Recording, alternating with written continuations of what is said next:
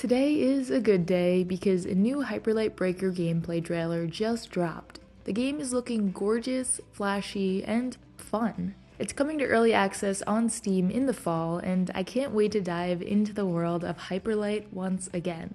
You play as a breaker and fight to overthrow the ominous Abyss King. This is a rogue-lite title, and each journey out into the overgrowth will teach you a little bit more about the world and its characters, and we'll be returning to a settlement which acts as a hub for us to expand and upgrade.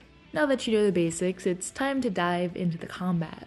HLB has a large world and incorporates a ton of movement options into its gameplay. This includes wall dashing, hoverboarding, and gliding.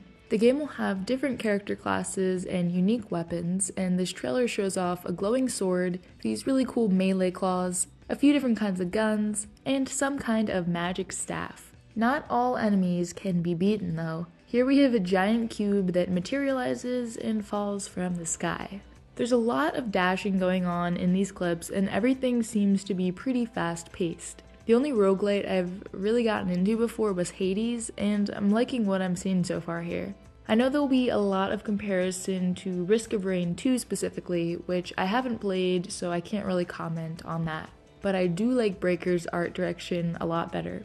Like that game though, there will be a co-op mode, 2 to 4 players. Great if you have friends and all that nonsense. Alex Preston, the creator of Hyperlight Drifter and Heart Machine's creative director, has said that we've been pushing hard to create an incredible world where players have the freedom to explore and play in a way that fits their style. And I think that's pretty easy to see here. From the little footage we do have, there are tons of combat and movement options, enemies, and varied terrain. The game will also have no shortage of secrets to discover on your runs, and it takes place in the same universe as Hyperlight Drifter, so you can expect to see bits of story and lore that helps tie the two games together. Breaker is actually set decades before Drifter, so we might see some explanations for the events that occur in that game. Our initial goal in Breaker is helping to establish a settlement on a new frontier, but things quickly turn dark and we realize something a bit more sinister is going on. But I honestly think the part I'm looking forward to most is not fighting monsters with these flashy moves, but learning the story of this world, meeting different characters, and expanding this hub area. We haven't seen much of it, but it actually seems like we can build up a pretty substantial city. Our character gets their own apartment, and there are a bunch of shops to explore and streets to wander. Now let's talk a bit about the game's open world. Both Hyperlight Breaker and Drifter are set in the world of light, with Drifter taking place on the land of light in the middle of this map. Breaker is set in the overgrowth, which is not shown here. But having this whole map with huge areas that we haven't even seen before really goes to show how invested Heart Machine is in creating their own world and making it feel like a real place. The same alien language that appears in Breaker will even show up in the new game, which I'm sure fans will have a ton of fun decoding. Originally, this game was going to have your standard stage-by-stage roguelite approach, just like in Hades where you travel up through different levels of the underworld. You clear one area and then move on to the next. As Heart Machine kept working on their procedural generation technology and environments, they moved away from this idea and created the Pangea Shift, which is their code name for essentially merging these different stages together into one big map. This has allowed them to create dynamic, global components that affect the whole run and map rather than just something that's specific to one stage. Traversal then will also be something that is pretty important since the map is larger. They then went on to say that this switch led them down a path with a bunch of new ideas and questions for both themselves and the player. How much do I explore this world? How much time do I invest knowing I could die at any turn?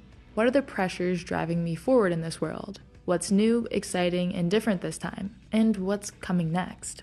I'm very curious to see how long runs in the game will be and what that kind of structure looks like. Since our goal isn't just get to the end of the stage, how do we know what to do next and where we should go? I guess there's only one way to find out. It seems like there are 5 different zones, with each one being a sort of wedge shape. The world is dotted with towers, and every zone also has some other kind of landmark that hasn't been revealed yet. And it probably acts as a sort of visual cue or point of interest as you're playing the game and looking out on the horizon. I'd imagine that this mark shows us where the final boss, the Abyss King, is waiting for us. Next up, characters.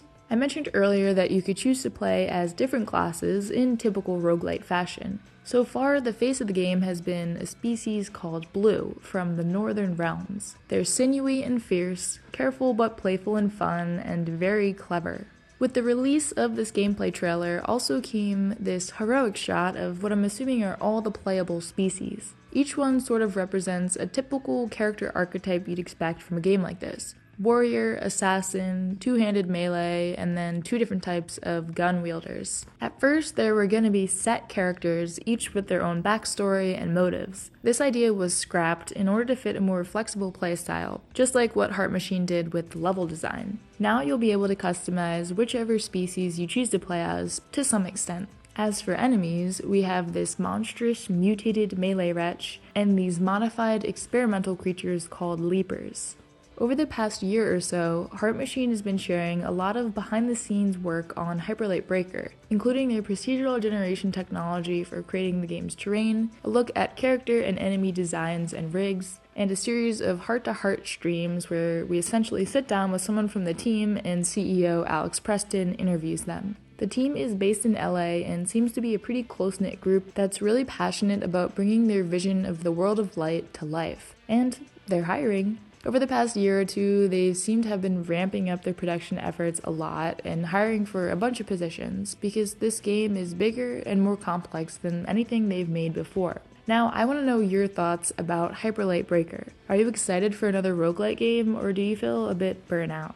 Personally, it's been a while since I played a game like this that has such a big combat focus, so I think I'm ready to dive into this action-packed adventure. But I don't think that I'll be taking part in the early access release this fall because I want to experience this one in its most complete version and not burn myself out before it even releases. If this didn't satisfy your thirst for knowledge, then please go check out the no-clip documentary on the making of Hyper Light Breaker. It's super well done and has a lot of cool insight and thoughts from the developers that I couldn't really fit into this video. And I'll see you all when there's another update.